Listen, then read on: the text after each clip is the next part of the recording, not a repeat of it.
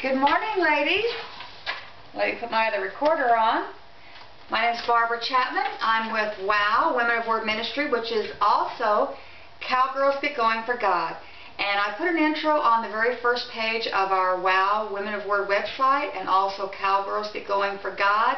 And we have to do these audios and videos in 5 and 10 minute increments. So what I'm going to be doing now is we have a discipleship program that we're going to be putting together in the year 2010. And I'll stop for a minute. My name is Barbara Chapman. I'm in Hondo, Texas. And I have a passion, desire to study God's Word and try to share that with the women out there and give you words of encouragement. And I've got several little study guides and things over the past years that I have written.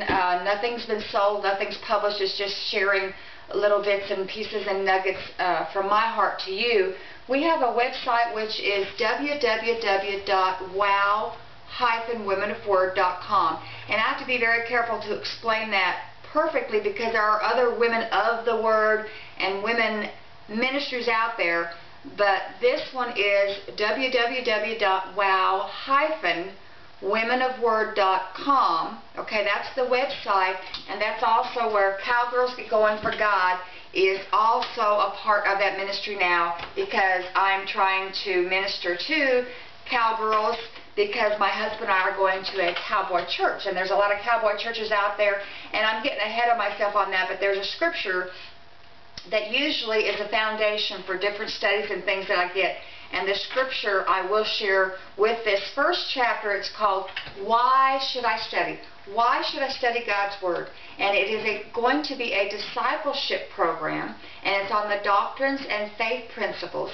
And our first chapter, starting in March of 2010, is going to be called, Why Should I Study?